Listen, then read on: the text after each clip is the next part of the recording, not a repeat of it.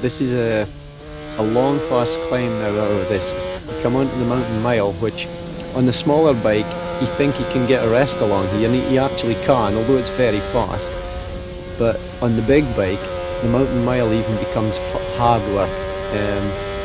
Pulling top gear along here, probably it's an uphill climb, but you'll still be pulling around 180 mile an hour, 175, 80 mile an hour, and you just haven't got time for a rest.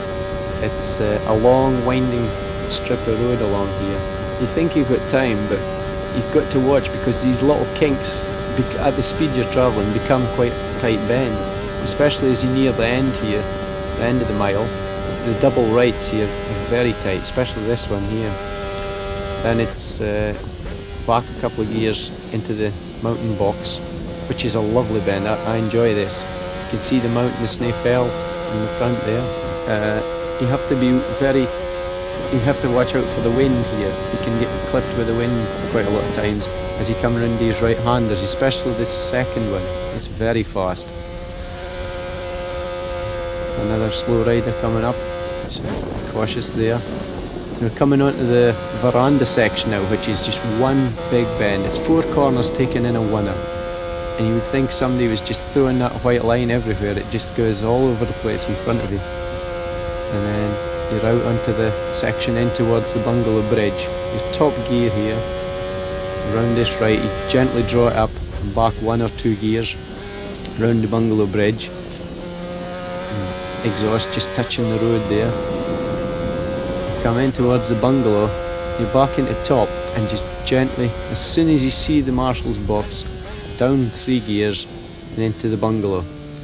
Gently across the tram lines, keep the bike as upright as you can, and up Halewood Rise towards the highest point of the mountain, Brandywell.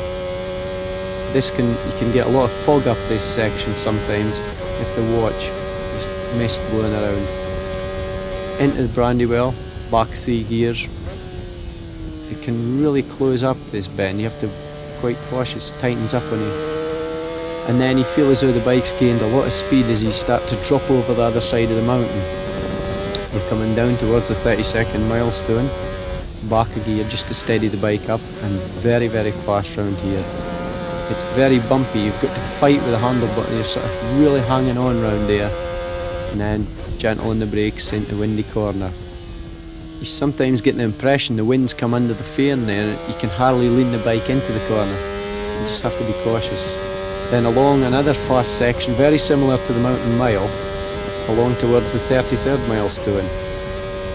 You get back along in here to top gear, probably pulling around 13,000 revs in the 750. Just come back a gear and round the 33rd, which is 2 left-handers taken in a 1. Lovely. One of the most favourite parts of that. You come along, back into top gear, towards Keppelgate, back 3 gears, hard on the brakes, and then drop down.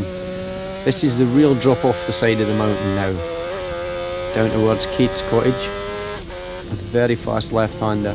And as you come off of here, there's a rise in the road, you usually get a tremendous wheelie here. Lovely sensation. Then down towards Craignabar Hotel, down to 2nd gear, caught up on the travelling marshal, just had to be cautious around there.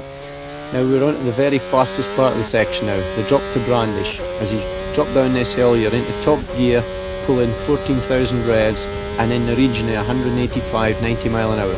The road narrows here in between the 2 steep banks, and you get a real impression of speed here. You drop down towards Brandish Corner, which is very tight, and you have to judge your braking right after the very fast section there.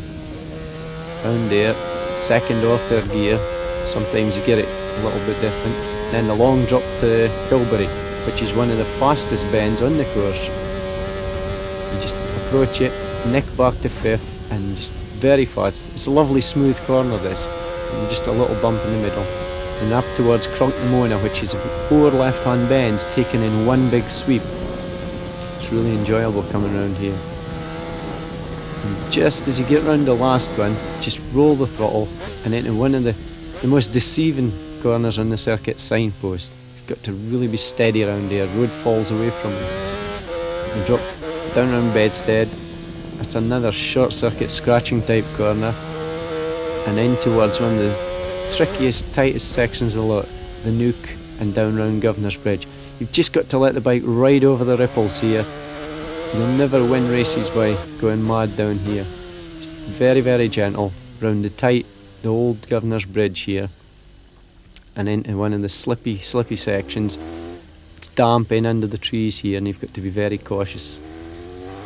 You quick shift, come back out into Glencrutchy Road, and head off towards the start finish. And thank you very much for joining me on what should and does feel like a very fast lap on the 750 Honda.